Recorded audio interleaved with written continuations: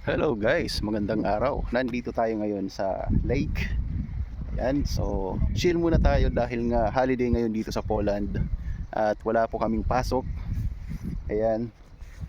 So napakasimple lang ng setup namin guys. Nagdala na rin kami ng masisilungan.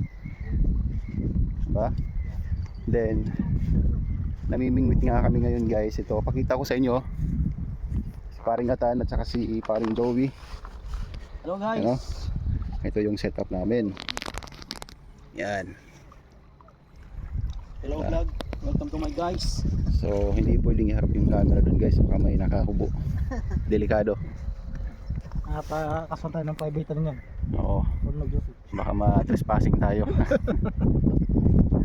So ito nga pala yung tent namin, oh. Yan. So nagbaon na rin kami ng konting pagkain, baka lang magutom mamaya. Just in case of emergency daw. Tapos ito yung pinapakain namin sa isda para naman ganahan sila at ganahan din kami. Hindi tayo sa may pagkain. So social yung isda nila dito guys. Kung sa atin mga kangkong-kangkong lang sapat na, dito guys kailangan mo ng feeder, walang iya. Napaka-social ng mga isda dito. Kangkong lang. Tapos ayaw nilang kumain ng normal na bulati guys. Gusto nila yung ano. May dessert pa. Oo, yung galing sa ano. Kailangan social. Galing sa Denmark. Imported. Walang iya. Kagaling naman ng isda na yan. Oh, tapos meron pa silang white ano, dessert.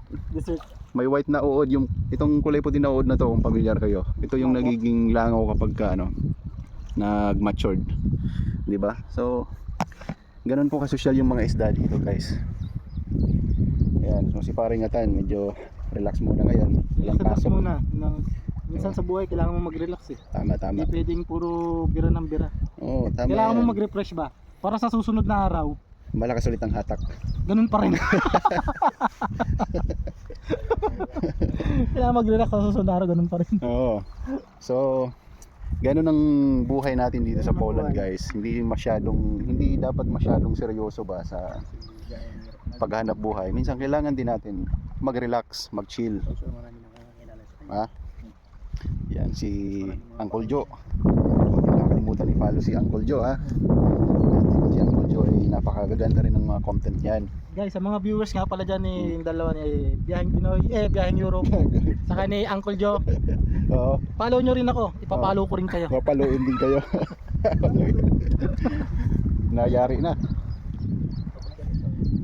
So, ito nga pala yung lake na to guys. So, pakita ko sa inyo para naman magkaroon kayo ng konting idea ng mga lugar-lugar dito sa Poland, no? So yan. Nakakonect sa dagat. Ayan. Pag ganito kaganda yung lugar, tapos ganito paggagwapo yung makikita nyo. Syempre, kailangan binabagay mo yung lugar sa Oo, tsura. sa itsura. Hindi pwede Ganun yung dapat. ano. Pare, baka i-bash tayo ng mga followers mo. Sa mga basher dyan, mag-bash lang kayo. Sige Oo, lang. Sige lang, walang Libre. problema. Walang problema. Oo. Yun nga yung gusto namin eh. Oo. Pinabash kami, di ba? Ayan, meron din pala tayong dalang ihawan dito. Iihawin na lang ang kulang. Hinuhuli pa. Hinuhuli mo talaga.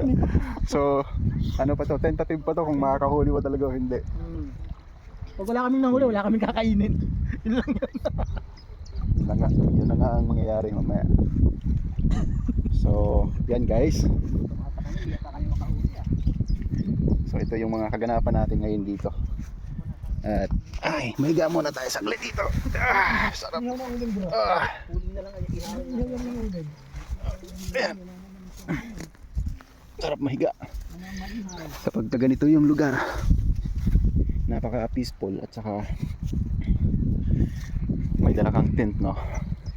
Yung nakakahiga ka directly sa lupa, parang iba yung feeling eh. Parang ano yung kumukonekta ka sa nature. Sa nature, tama yan, parang natan. Kumukonekta ka sa nature. Oo. So yun. So kami nga ay mga, kunwari mga nature lover. Pero ang katotohanan niya, mga future lover kami. Kunyari lang. Diba? So ito yung mga gustong-gusto naming ano, banding, sit up dito.